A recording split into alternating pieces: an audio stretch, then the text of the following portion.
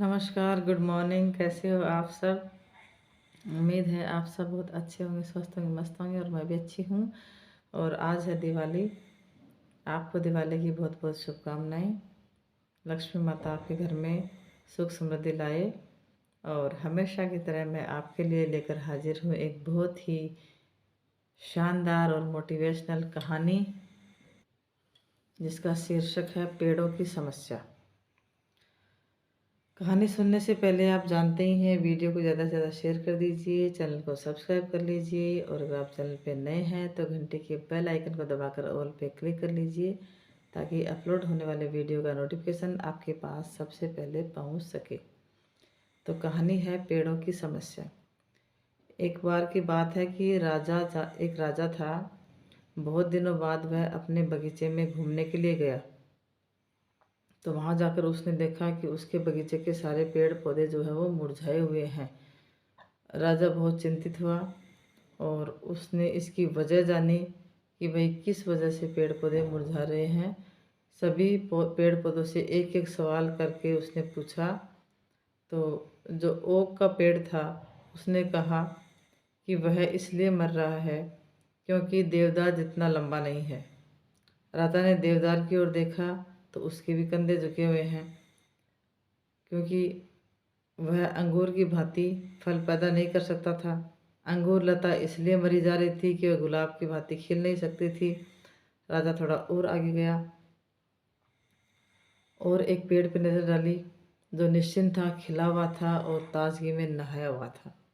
राजा ने उससे पूछा कि बड़ी अजीब बात है, मैं पूरे बगीचे में घूम चुका हूँ, लेकिन एक से बढ़कर एक ताकतवर पेड़ बड़े दुखी बैठे हैं, लेकिन तुम जितने खुश नज़र नहीं आ रहे हैं, ऐसा कैसे संभव है? यानी तुम्हारी खुशी का क्या कारण है?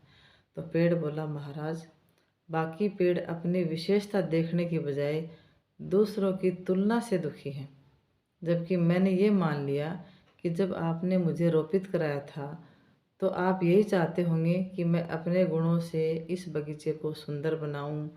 यदि आप इस स्थान पर ओक, अंगूर और गुलाब चाहते तो उन्हें लगवाते।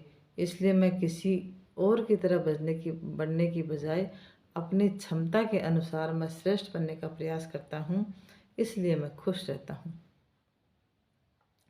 तो दोस्तों, कहानी बिल्कुल छोटी सी थी। कहानी से हमें ये शिक्षा मिलती है कि हम अक्सर दूसरों से अपनी तुलना कर बैठते हैं और खुद को दूसरों से कम आंकने की गलती कर बैठते हैं। दूसरों की विशेषताओं से प्रेरित होने की बजाय हम अफसोस करने लगते हैं कि हम उन जैसे क्यों नहीं हैं।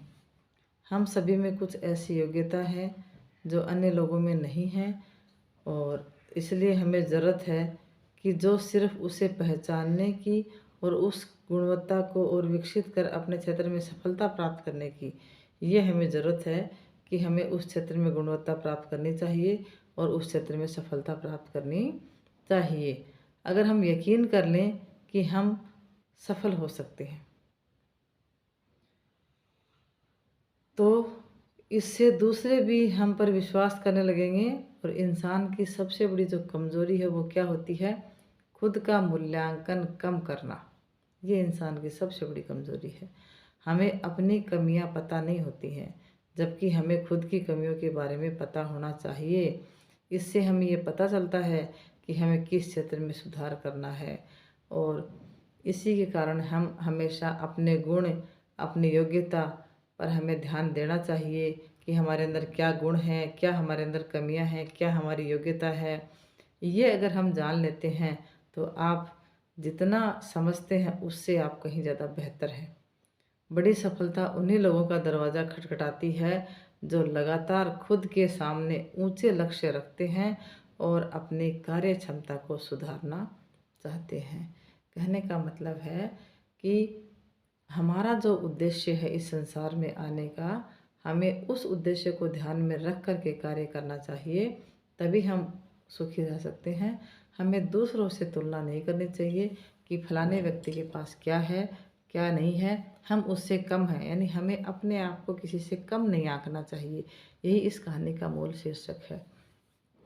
तो आपको आज की कहानी कैसी लगी, कमेंट बॉक्स में कमेंट करके ज़रूर बताना। Thank you for watching.